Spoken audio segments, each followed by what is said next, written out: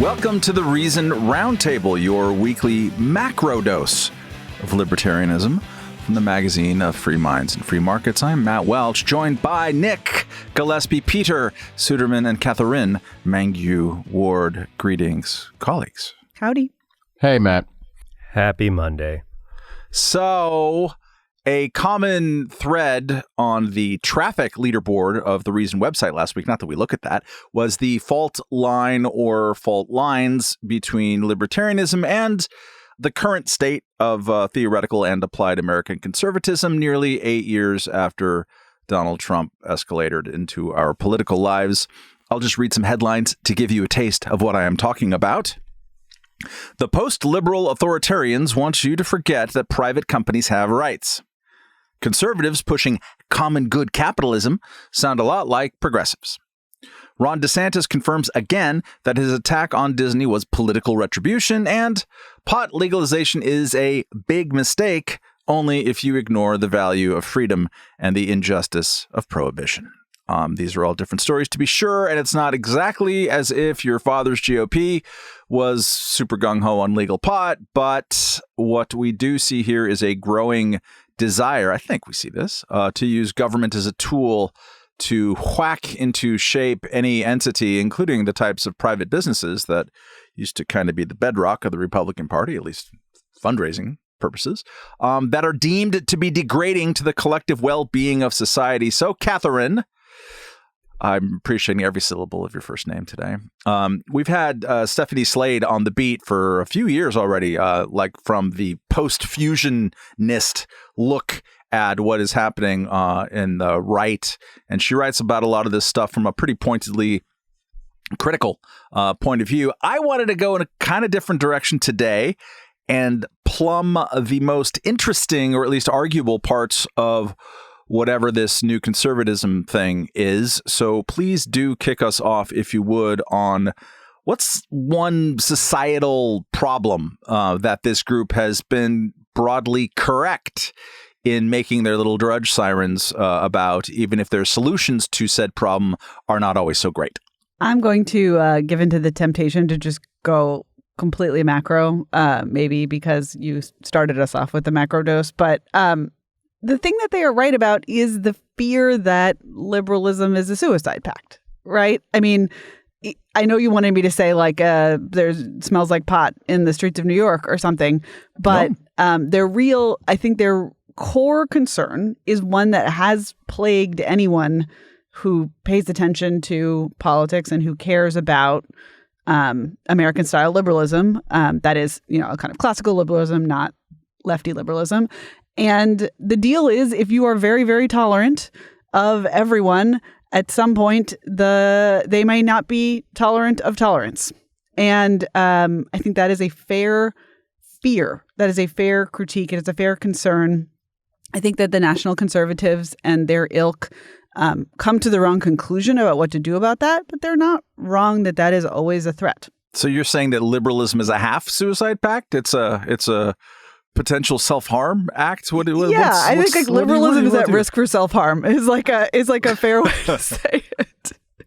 And that it is only through vigilance about the way that policy actually gets made, through the nitty-gritty, that you can preserve this balance. And it's not like a crazy idea that we might preserve this balance. I'd say we've done a pretty good job of doing so for the past couple hundred years.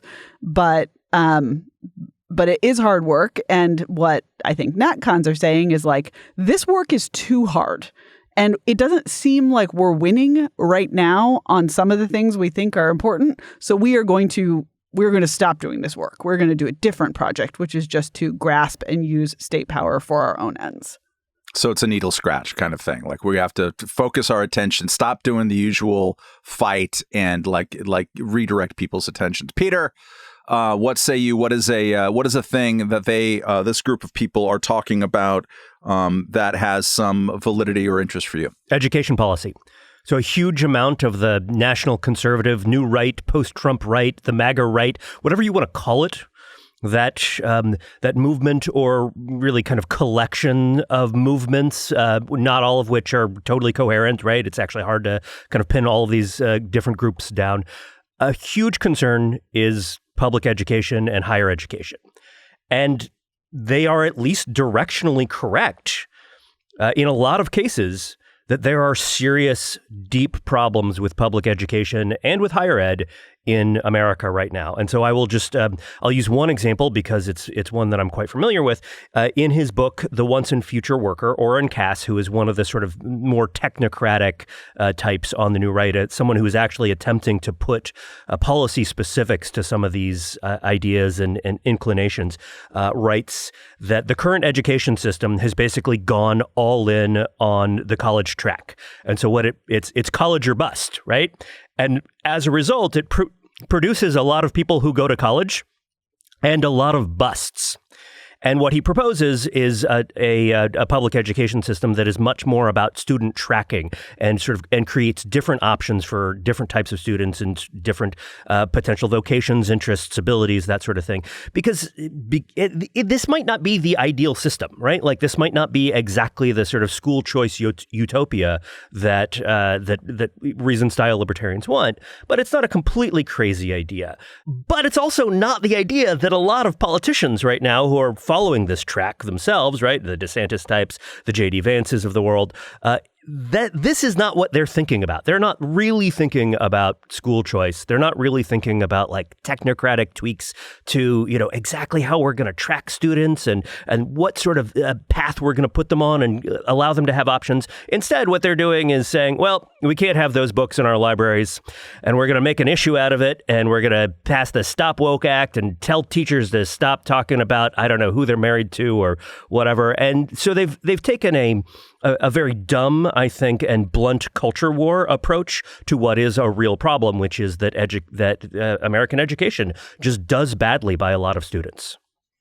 Nick, do you have something good to say about these people or of interest from your point of view? Yeah, I mean, the thing that I think they point to, which is an empirical reality that needs to be discussed more, are declines in certain types of things like the male labor force participation rate. So if you go back to 1950, and I'm using data from the St. Louis Federal Reserve, men participated in the labor force, and this is able-bodied people, 18 or 20 to 54 peak years, generally at a rate of about 87%. That's down to 68%, and it's been a long, slow, general decline. There was a rapid drop-off after the 2008 financial crisis, and then a very big drop-off after during COVID, which has come back a little bit, but it's flattened again. And I think they are their framework, on everything is flatly wrong. And when it's not simply wrong, kind of conceptually, they fake data. Somebody like Oren Cass, if you look at the work of Scott Winship and others who have critiqued American Compass, they do not actually use the proper data for many of the things that they seek to measure. So they just ignore after tax income after tax transfers and subsidies to people and things like that. And as a result, they continue to claim that inequality is rapidly growing when it is not, that the number of people who are poor living in poverty is increasing. And that's simply not true. I mean, they're either bad or mendacious when they use facts. But this larger situation, a labor force participation rate that is substantially lower than it was in past decades and kind of continues to decline, is an empirical reality that helps to understand why people are searching for something different than the political solutions and the political rhetoric that we've heard for years. One way that that has translated into policy here and there in a couple of states, and it's small beer, but it's good tasting small beer, is that some Republican governors have gotten rid of degree requirements for various government related jobs, which I think is all to the good. I would throw on the pile of critiques that are been broadly true, kind of an easy one from their point of view, which is to say they've been critical of the Biden administration's approach towards COVID, particularly when it comes to things like disinformation and trying to pressure technology companies and social media companies and others to deplatform dissenting voices. It is terrible, and I think that the default setting of too much of American media is not to be upset about something that is genuinely upsetting. It would also throw in the wrinkle of like the most extreme kind of versions of national conservatisms, the Adrian Vermeules of the world, the people who are absolutely attaching themselves like barnacles to the ship of Viktor Orban in Hungary. In the first minutes of the pandemic, were actually kind of more panicked about it and kind of fantasizing about what someone exercising total power for the common good would look like. And you can go back and look in like February and March of 2020. And that was where some of that thought was going at that little moment. But then I think largely that group pivoted to rightly calling out the worst of the tendencies of kind of the public health regime and et cetera. Well, they didn't quite think in advance that when you gave the government power to shut down gatherings, that would mean shutting down churches. And this is actually, I think, like a telling tendency on their part is they were, some of them, the Vermeule types, were like, sort of foaming at the mouth. Right? They were excited about the idea of using an emergency to gather a lot of power and to centralize it. And then what happened was that power was used in a way that they didn't like. And they just kind of can't seem to see that that's how it's going to work every single time. I would also just add it is, and Slade's work certainly does this, is to really emphasize that they're not looking to perfect or further a liberal paradigm in which lots of different people are able to live together in relative peace and prosperity. They don't like liberalism because they don't like pluralism. They don't like tolerance, and ultimately their beef is against modernity. Especially if you define modernity as individuals being able to choose how they live, freely and experimentally and things like that. And they'll say that the current world order, which has, everything is run by libertarians, coming out of Switzerland or the EU, and then at the local level, it's run by progressives, blue-haired women who are just forcing transgender ideology down the throat of everybody in utero. Right here, and things Nick. Like that. Yeah, no, but I mean, it is not an argument that is going to be won by appealing to the origins of the United States or to appeals to notions of liberalism and pluralism that we hold rightly as central to our civic kind of identity and things like that. They know what is right. They are speaking for the people, and they're going to shut down dissent. They're going to shut down economic activity they don't like. They're going to shut down all sorts of cultural activity that they find disgusting and revolting that is turning our children increasingly into, kind of asexual or even worse, multisexual, polymorphic perverts. This is the problem. And so they key into some of the sources of dissatisfaction, but without exception, their solutions are idiotic and they are antithetical certainly to a libertarian sensibility, but it's also to a larger, broadly American live and let live. Let's have different ways of living sensibility.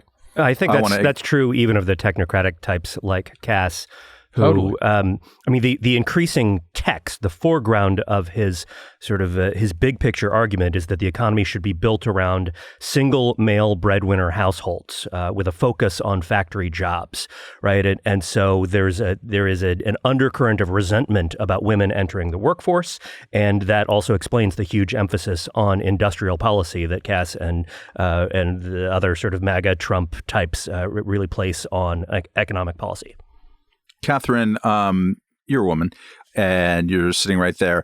No, a lot of the attacks on libertarianism that Nick is referring to, they, occasionally will stray some fire and bullets in our direction, particularly at Slade, because she keeps kicking this hornet's nest. What are some of the interesting, maybe even plausible critiques of libertarianism that we've seen there, or is it all as silly as attacks on libertarianism usually tend to be? Yeah, I definitely consider part of my job to be just like providing like Hornet protective gear for Slade. Like just like go in there and kick it again, girl. But yeah, I mean, I would say, Nick was joking earlier about how part of this critique is like the libertarians have been in charge for too long. And that kind of stance or that line has made me rethink, the kind of scale at which I should think about libertarian successes and libertarian influence on the culture. And I think previously mentally, I had put libertarianism in a kind of different category from what you might describe as neoliberalism, which I would say is, in fact, what has been in charge for this time, right, globally. Jesse Walker wrote a really, really excellent feature a while back, basically pointing out that no one has any idea what that word means. And so I am kind of happy to say, well, at least one part of what it means is a lot of the stuff, a lot of the DNA that they share with people who would call themselves libertarians. And so, I think this insight that there really has been an ascendancy of many libertarian or libertarian adjacent values. And also in that time, some things have not gone perfectly, right? Like that's a fair point. Like there are trade-offs for individuals, for societies. I think that there's sort of an overwhelmingly powerful case for the net good that changes like more open trade and free movement of people and, more robust media and speech rights all around the world. But they are right that there have been losers. And so this sort of ties into what Suderman said as well.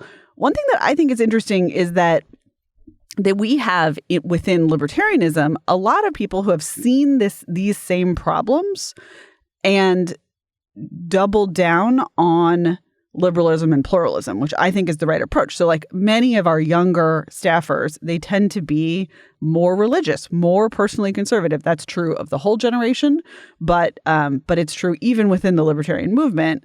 And I think that one reaction to seeing that your culture, which used to be dominant, is no longer dominant, is to say, we have to do whatever it takes to become dominant again. And another reaction is to say, hey, let's make space for non-dominant cultures. Let's make more space for minorities. Me, now a very observant Christian, maybe I'm more of a minority than I used to be. Let's reconsider how to make space for my life. I think that's the right reaction, but I see the temptation that the natcons face.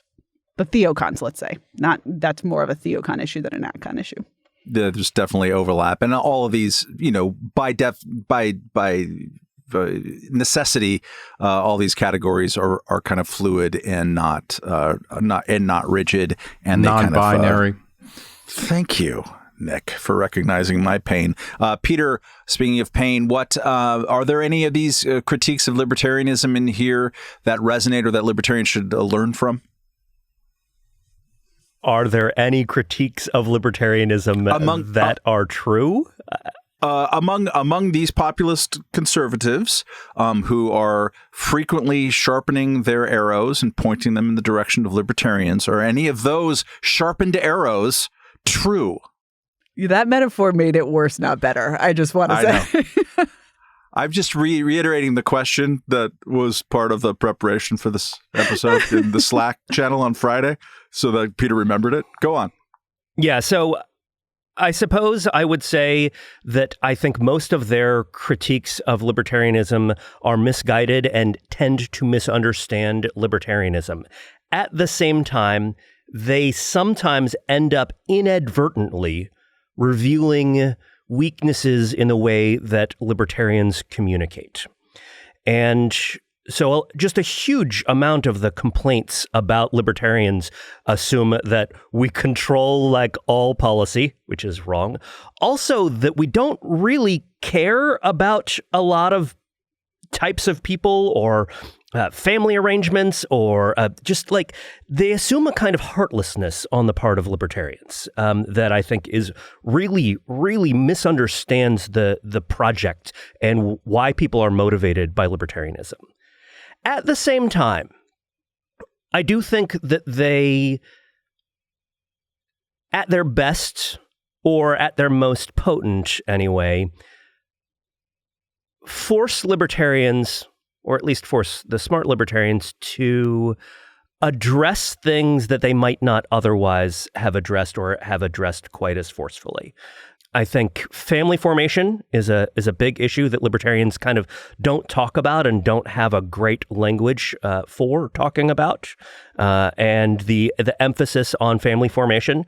It's not that no one knows how to say any words about that, right? Like Nick's gonna I can see his face on his camera here, right? Like it's not that no one has ever talked about that who identifies as a libertarian, who is like a spokesman for libertarian ideas, but it's something that libertarians have talked about less and is just a hugely important issue to a lot of people out there right now. And so getting us to talk more about that sort of thing. Similarly, stuff like deaths from fentanyl. Right. And sort of the kind of the stuff even just sort of related to what Nick was talking about earlier, sort of the quasi sense of despair that seems to be lurking at the heart of a lot of the critiques of libertarianism. Also, like in our politics, and maybe I'm not sure. It's actually hard to say whether this is like a real thing out in the populace or not, but it's certainly there in the intellectual discourse layer of American society right now. And so, like, I don't think that most of the critiques of libertarianism coming from the natcons really get who we are and what we do and what we're about. I don't think that they are really deeply right. I do think they press us to talk about things that we might not otherwise talk about and reveal concerns that libertarians aren't as naturally focused on talking about directly. Nick, can you translate your facial expression into words when it comes to, I don't think so. That's why they're expressions, Matt. I choose a different platform for different feelings or inchoate Nick's thoughts. face is worth 1,000 words at least. Yeah, it's art, social right? media. Like if an artist has to explain his painting or his movie. You know what? I'll tell a very brief story. I went to the Calvin Coolidge presidential, flim-flammery institutions dinner a while ago, and I ran into a guy who's in his mid-30s who used to be a Reason-style libertarian, and he caught up with me, and he was like, hey, I am now like a Flight 93 Claremont conservative. Like, I am a natcon, I am a Trump-tard. I believe, the plane is going down, but instead of hitting, the World Trade Center, it's literally saying he believes that the goal of the cathedral or of the progressive blob is to mandate drag time story hour, 6 hours a day in government schools. And I found that interesting. And I said, what happened? He also is from a refugee family. So he's he's an ethnic minority and was a religious minority who has now embraced, quite frankly, I think the dumbest form of American identity in the 21st century, which is that we need to go back to this fake imagined moment in the 50s where men were men, women were women, everybody had 3.2 kids, a couple of, a dog, and you lived in Levittown or something like that. I don't mean to disparage that in the sense he fully believes it, and he's been, whatever that is, red-pilled? I don't know. It's like Trump-pilled or something. But I asked, like, what happened? Like, why aren't you a Reason-style libertarian? And he said that you don't offer a positive vision of the world. Sorry. No, but that was it. And that, I don't think it's an accurate read, but it points to what the people who tend to be national conservatives or trads are looking for is a kind of more fully articulated reality, which might not scratch every itch that they have, but it's out there. You can walk through that world. You can read it like a catalog, like a Sears wish book, the Christmas catalog or something. Everything is covered. Everything is in there. And I think libertarianism hasn't done that, and we haven't been doing that particularly well since the ascent of Trump. We're not going to be able to, because all we can do is kind of show different possibilities, but not emphasizing the positive outcomes of the things that we believe in, many of which have been achieved and attained. Last week on a live stream that I did with Liz Nolan Brown and Scott Winship of AEI, where we were talking about natalism that based on Liz's cover story, which is great and should be read. one of the things that fell out of the conversation over the past couple of years of declines in birth rates is like people on the left and the right were just like, this is a disaster. This is a civilizational apocalypse. And it's like, no, actually, that's the wrong frame to look at it. It reflects the fact that more people have more autonomy over their lives and they are choosing different things. And our job is to understand what is the benefit of that. What is the utopian, energy of that? It's not worse that, 3 of us on this call are parents and we have 2 kids rather than 4 kids or even 3 kids. That's not in any way a tragedy. It's a success story for living in a world where we have more control over how many fucking kids we have. And we need to talk more, I think, not aggressively, but more positively about the things that have changed in life that make life better for the people who are making the choices that result in a world that natcons are kind of pissed about because it's lippy women. Again, I'm right here. Yeah, no, but I mean, that is the big problem, right? That women aren't wifely and submissive enough, that, that men, particularly white men who were employed at, 87% in 1950 are now at 68%. Part of it is like, they need to man up. I mean, like they need to work more, or maybe it's that we don't need as many people working and we're still really wealthy. But I think the thing that they key into is that libertarians often spend a lot of time just critiquing everything that comes down the pike rather than saying, you know what, it's kind of fucking great when you look at the music scene, when you look at the literature scene, when you look at, movies and TVs and forms of creative expression. And it's not, we have too many things to choose from. It's confusing. Please help me by reducing the amount of material that's available to me. It's like we need to be reveling in this. We're living in a fantastic world. And yet we often engage in the apocalyptic rhetoric of critics, particularly of libertarianism, who say, Tucker Carlson, we have so much stuff, but it's all plastic junk from China.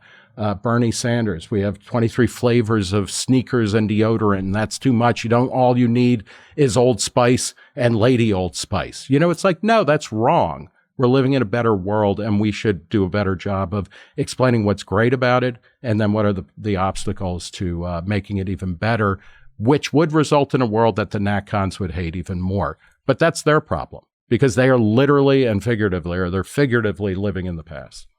I'm still holding out for Secret for Men. Yeah. But that's we've all used it in a pinch, Matt. As long as it comes in a gray container. Yeah.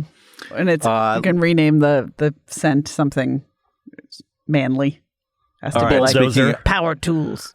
Secret. Speaking of bulldozing through this segment, speaking of the Republican Party and its adaptations in the time owed Trump, last week and this week, it is becoming increasingly clear that the anti-Trump or not quite Trump element of the GOP is following up its strategic folly of throwing a crowded field of competitors at the presidential frontrunner in 2015 and 2016 by throwing a crowded field of competitors at the presidential frontrunner in 2023. Today, I think we'll see the official announcement of South Carolina Senator Tim Scott. Last week featured a lot of trial ballooning from former New Jersey governor and 2016 presidential splat on the windshield Chris Christie. Plus, we saw some Reagan-esque noises from Virginia Governor Glenn Youngkin for some reason. We had some fun at our live show, and thank you again for going to it and watching it afterwards. We did a little segment called Why This President Would Be Terrible, I think it was called. It was a bit tongue-in-cheek or over the top, but it also kind of reflected our instinctive sentiment that presidents are quite frequently terrible. So we're going to do a similar exercise this week since we got some new fresh meat on the table. So let's start with Suderman. Why would Glenn Youngkin be terrible as a president? So as you mentioned, Youngkin recently released a 1-minute ad comparing himself to Ronald Reagan. And I think that's my answer, actually. I think I'm just going to end there. No, so How many slow motion flags were in that thing? Just like the strings. It's worth watching that ad, because what that ad was a distilled, set to music and imagery version of the speech that he gave at the Ronald Reagan Presidential Library recently, as part of I believe it's the Time for Choosing series, which is just great. And it's worth watching that ad because it's so incredibly generic. It's not even awful enough to be cringe. It's just like, this has been going on for a full 34 seconds and there's 26 seconds more. I'm not sure I can make it through, right? But it just covers all the stuff that Republicans used to talk about. It's worth, the speech and the ad right there, it's taxes, it's regulation, it's education, it's public safety, it's jobs in the economy. And the speech was, in a lot of ways, pretty inoffensive. And a reminder of what Republicans used to be like, which is not so great, but not so terrible either, at least on some economic issues, kind of boring, kind of generic. And Youngkin's point with this ad was, well, Reagan did that stuff. I am like Reagan. And then his spokespeople are like, oh, he's just focused on Virginia right now. But, he's like Reagan. Wink, wink. And it's a reminder of like what Republicans used to be like. But even as a generic Republican, you also get stuff that is a reminder that Youngkin is going to be kind of bad in the ways that generic Republicans have just become bad now. So there is a line in that speech that he gave. This is not from the ad, but it's in the speech the ad is based on. We need an American revolution. In order to no longer depend on Chinese manufacturing, we need to bring semiconductors, pharmaceuticals, automotive supply chains here to the United States. And then he goes on and rants about TikTok and China and the threat that China poses to the American economy and American dominance in the world. And okay, sure, like there is a little bit of Reagan-esque kind of like America is the best and we must crush our foreign adversaries in that. But also it's like that's where Glenn Youngkin is at, and that's what we would get from him as president. But it doesn't matter because he is not going to be president.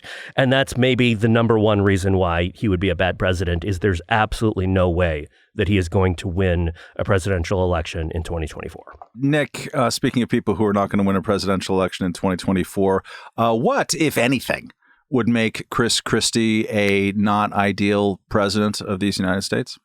Yeah, Christie, who was a two-term governor of my home state of New Jersey, became famous. And it's hard to remember this because it's in political years, it's, 1,000 Nancy Pelosi's ago. And also at least one gastric bypass surgery for Governor Christie ago. But he got famous for yelling at teachers. At a campaign event or something where he told teachers to kind of shut up because they were getting paid a lot and they were doing a bad job. And that briefly captured a kind of moment in, kind of the most New Jersey terms possible. He was going to be a kind of, and this is going back to the late aughts, early teens, he was going to be a guy who told it like it was. And he said, rightly, that New Jersey is always in the top 4 or 5 states, typically in the top 3 for combined state and local taxes. It is highly regulated. It used to be a tax haven from New York, Connecticut, which is one of the other highest states. They grew their economies, particularly of wealthy, productive people, by charging less tax than New York. That is all gone now. He was going to tackle taxes. He was going to break the teachers' union so that they taught rather than complained all the time and things like that. And he did not really deliver on any of that. He kept taxes down. At various points, he cut certain taxes. He reduced spending. The Cato Institute gave him a grade in their 2014 governor's report of B. But he was not a transformative figure. And as a result, you look at him, he got mired in Bridgegate, which I don't know if people remember that, but he had an aide who, as a payback against a local politician, slowed down traffic coming into New Jersey across the George Washington Bridge, which Christie kind of skated from that. But it was like, why would you hire people who would do that? I mean, it's just insane. Then the real problem with Chris Christie is he sucked up to Donald Trump in all sorts of ways and then kind of got backhanded. The function of Chris Christie in this election cycle, and it may be an important one, is that he is going to be an attack dog from inside the House of Trump.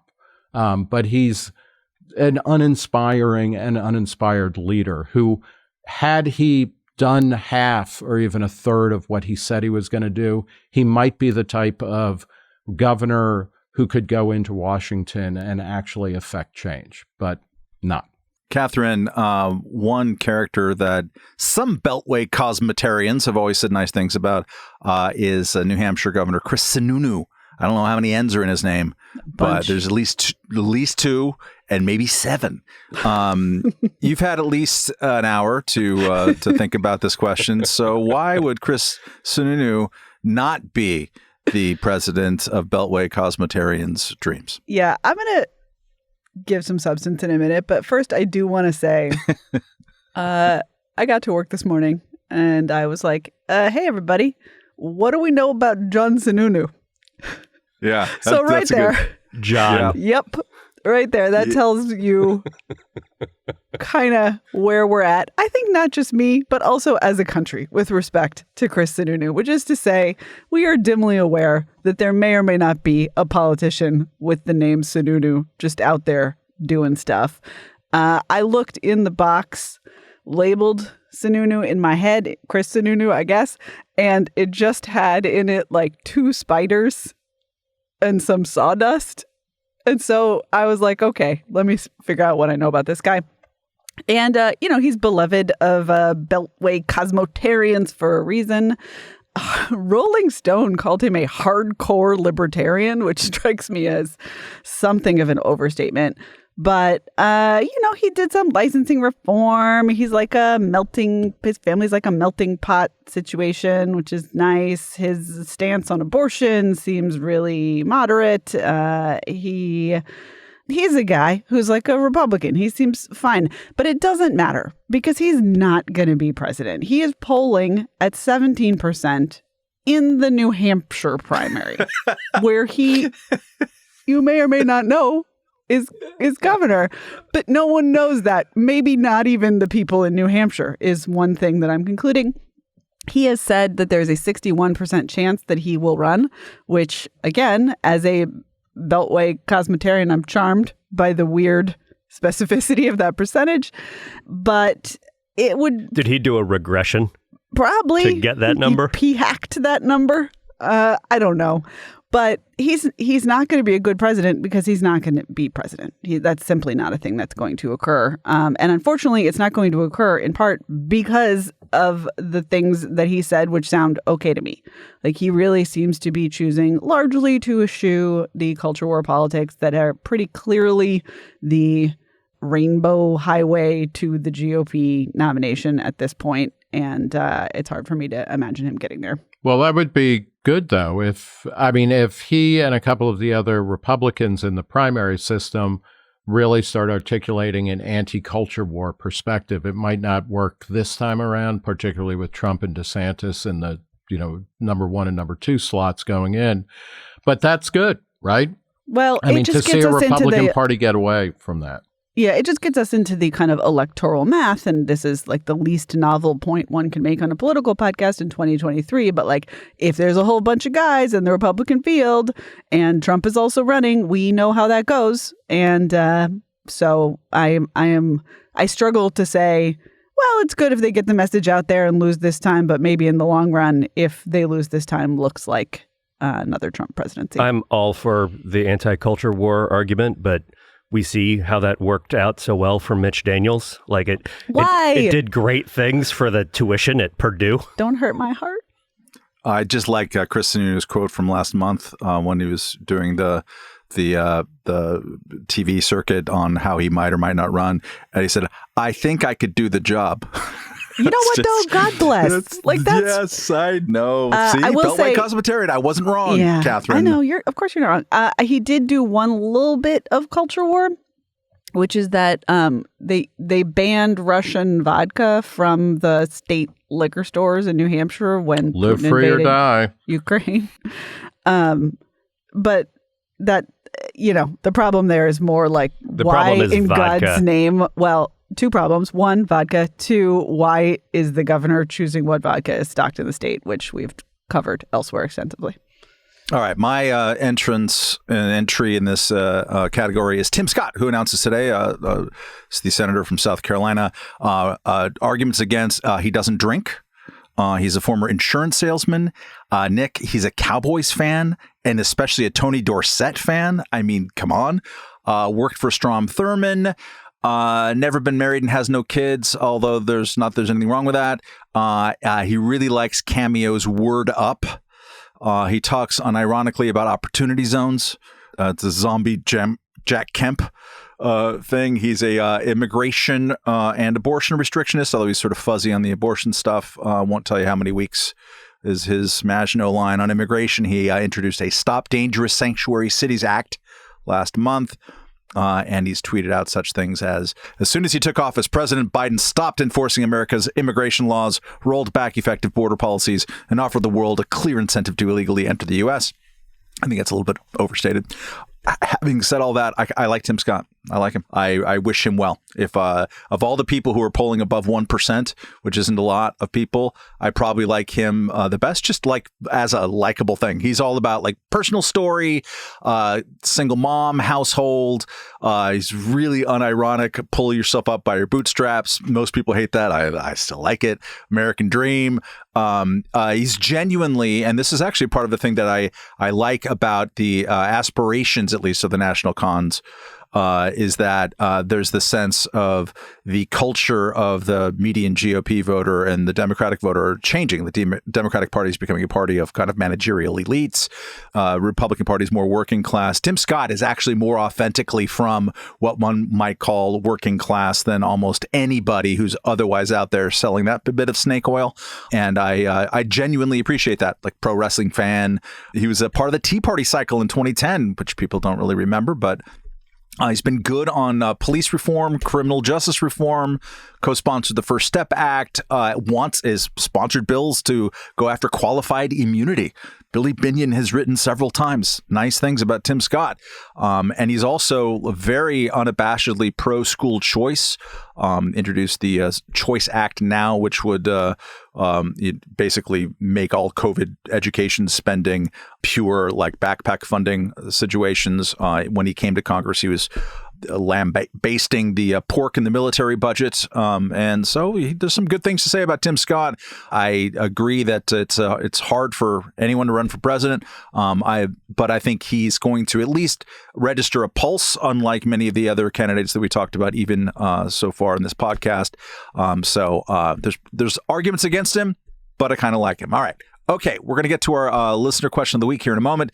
But first, a reminder that this episode is sponsored by BetterHelp. Friends, are we all out there having enough me time?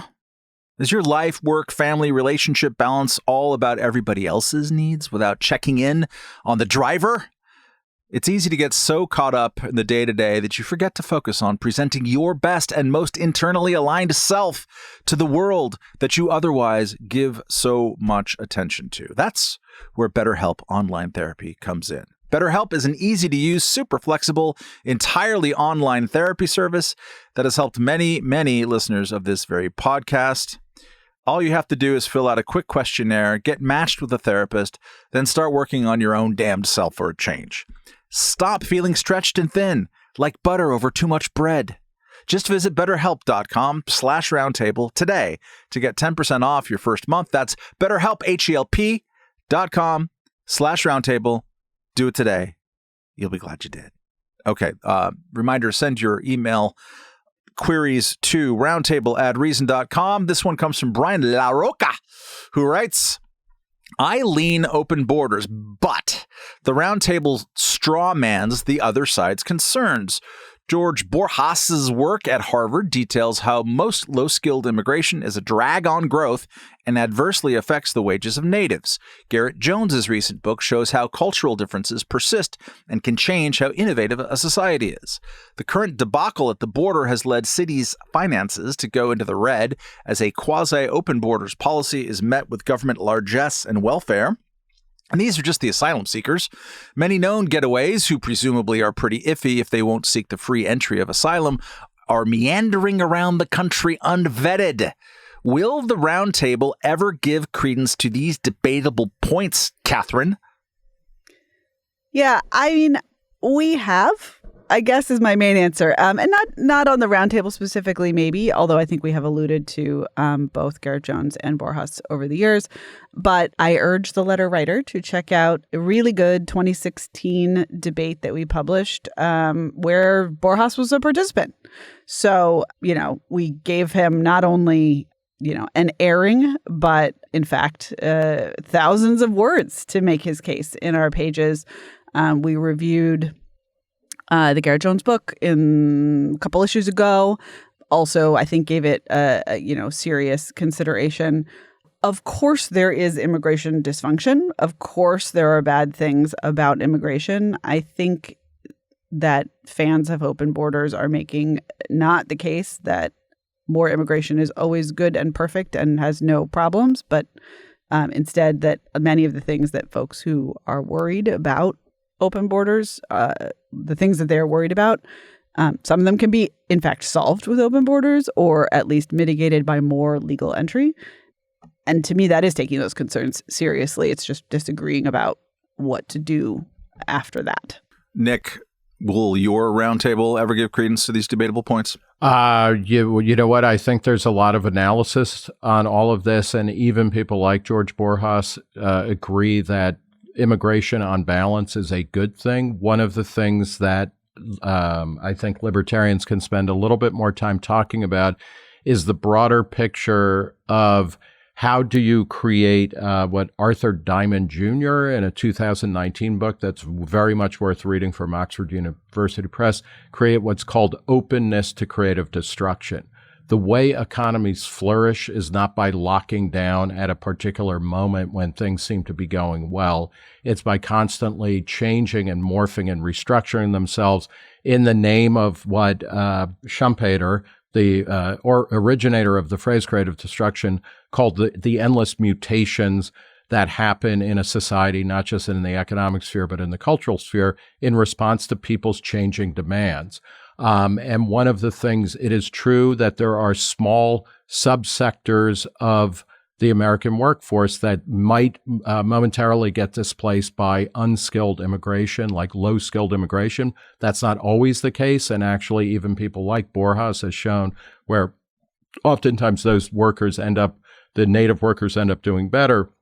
But we need to create an appreciation for how the economy changes and functions and grows to increase the general, level of wealth and opportunity in America.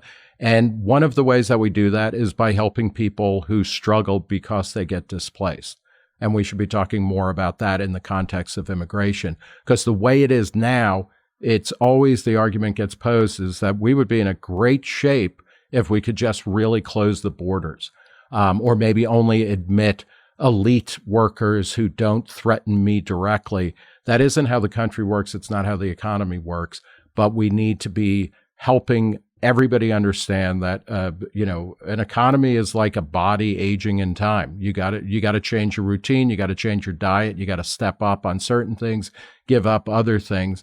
And how do you adjust that? That's the real question. Peter, do you have words to address this question? Immigration is a net good for the economy, and there's very little dispute about that. The dispute then ends up being about some of the sort of potential smaller harms. And I guess I would say that I disagree to some extent with the way that the listener has characterized what's happening at the border. The writer calls it a quasi-open borders policy.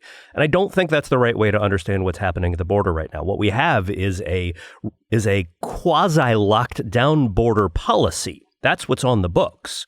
And then it's being enforced and run and managed quite badly. And a policy that opens up the border much more than we have right now would allow authorities to focus more on vetting potential problem cases while just letting a lot of other people in. And that would, again, be good for the economy and good overall. It would reduce a bunch of the chaos. The letter writer also notes that there are cost issues in terms of dealing with immigrants in terms of welfare policy, but that sounds to me more like a welfare policy problem than an immigration problem.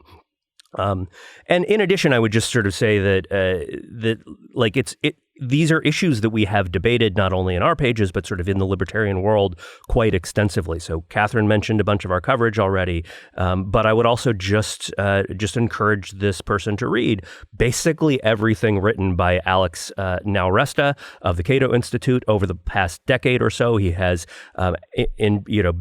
engaged in a deep back and forth with immigration critics and has made, I think, a very persuasive case that to the extent there is anything that we might think of as a harm, say displacement of some workers, it's really quite minimal, and that most of the research purporting to show significant harms and displacement of low-skilled workers is actually based on shoddy science and shoddy data, or just misunderstanding of how to use that data.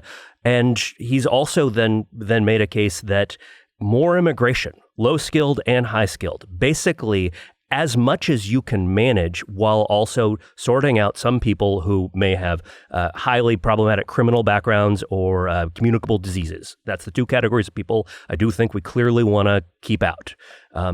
Focusing on that while then just letting other people who want to come here and work, let them come here and work. It will be better for them. It will be better for us. It will also reduce the chaos at the border, and we will end up with a better, freer, richer, more prosperous society. Yeah, and if I may, just real quickly to build on what Peter's saying, and I know I fall into this problem too, it's wrong to focus on economics all of the time. It's a big part of it. It is one of the ways that our economy gets restructured and changed and revitalized, but also, we need to be making the case, and I think we do at Reason, that immigrants are also good for the culture.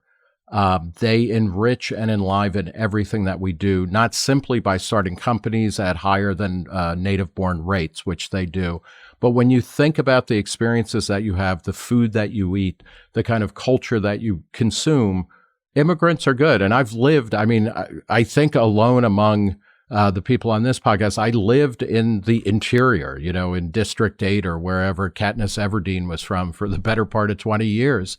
And it was a place with relatively few immigrants.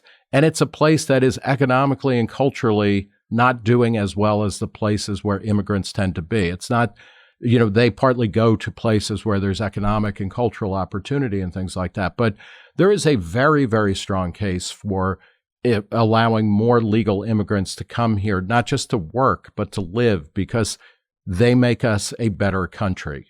They make us a richer, more interesting, more innovative, and more resilient country.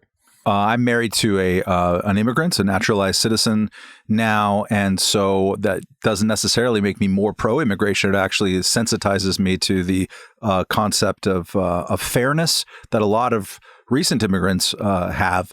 It's the kind of get in line. I did it my way. Why are you jumping the line type of thing? And I hope that I've been trying to, in my writing and talking about immigration for a quarter century, have been trying to address those senses, particularly fairness. I think it's one of the biggest things that people feel is out of whack, and it sort of offends their being, the sense of unfairness when people come here in violation of existing law. I would point out to Katherine's pointing, and basically everybody's, go to the August 2006 special issue we did on immigration. We did another one in October 2008. The recent debate issue in May of 2023 had a debate about open borders. We have engaged in these issues over and over again over the years and have taken them seriously, I think. But go and read it and judge for yourself and get back to us. Let us know how we did. All right. Let's go to our end of podcast, what we have all been consuming in the cultural arena. Katherine, do you want to lead us off? Yeah. I read a new collection of short stories from Sarah Pinsker. We have recommended her books on this podcast before, and this collection came out earlier this month. It's really good. It's called Lost Places, and it's a little bit eerier, I would say, than some of her past work. It's got a little more Twilight Zone energy, a little more Mandela effect channeling. Can't trust your own memories, can't trust your own perceptions, that kind of thing. and I really liked it. Always when I read short stories, especially of the world-building, science fiction-y type, I remember that much like all argumentative nonfiction books should be magazine articles, there's an awful lot of novels out there that should be short stories, and I think Sarah Pinsker is good at knowing which are which. Nick, what did you consume?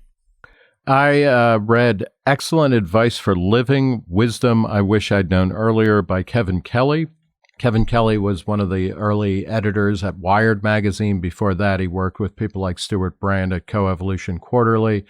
In the 90s, and particularly, he wrote some of the most kind of visionary books about the coming digital culture world and whatnot, and he's proceeded apace with that. He runs or helps run a website called Cool Things, which is kind of an online version of the Whole Earth catalog. What is great about this book, he is now 70 or in his early 70s, and it's a series of aphorisms about stuff he wished he had known earlier. And they include, I'll just read a couple of quick ones. You can't reason someone out of a notion that they didn't reason themselves into. Gratitude will unlock all other virtues and is something you can get better at. Pain is inevitable. Suffering is optional. There's a lot of these, and they have a very interesting kind of effect. What I like about Kevin Kelly is that he is acting in a way as a kind of village elder. He is literally a graybeard. He is not a weird kind of dunk on the young people or rhapsodize about the past. He's constantly been either building or reporting on people who have been building new worlds or new experiments with the freedom that both technology and politics and commerce have given us over the past, 50 or 60 or 70 years. So it's great. And it's a kind of transgenerational sharing of wisdom and of insight and of kind of openness to change and to learning. So Kevin Kelly, Excellent Advice for Living, Wisdom I Wish I'd Known Earlier.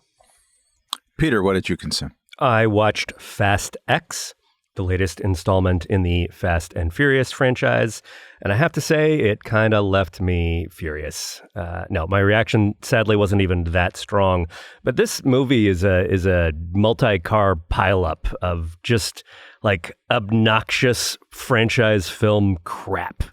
It's just muddled, incoherent, and not very fun, which is a real problem because the Fast and the Furious franchise at its best, and I often have liked these movies, but so when they work, they're sort of cheesy, macho telenovelas that take place in a world where street racing hot rods have superpowers, right? And this is not quite superhero movies, but the cars can fly and disobey the laws of physics in ways that are fun and clever. And this movie has a bunch of cars kind of doing stuff that cars can't really do, and it's not fun. And it's not clever. And the only thing that is sometimes fun in it is that Jason Momoa plays the new villain with a kind of just crazed, scene-chewing glee that is a little bit unusual for the franchise, but also kind of undermines the joy of it. Because the joy of this series is that as goofy as it gets, it always takes itself seriously. It doesn't seem to be truly in on the joke, right? On the one hand, it's giving you the most ridiculous stuff you've ever seen on screen. And on the other hand, it's saying, yeah, of course these guys feel that way. They have a lot of feelings that they solve by jumping their cars over things. The other car guys are their family, right? Right, because it's all about family. And this movie is not all about family, and it's not all about fun, and it's just noisy and obnoxious, and I can't recommend it. Sometimes something that's all about family is noisy and obnoxious. Have you thought about that, Suderman? Oedipus Rex is all about family. Would you recommend that? Not yet. I'm still waiting on that. I have to digest it. I watched I think the first time since it came out. It's hard to say because memory. The Two Towers.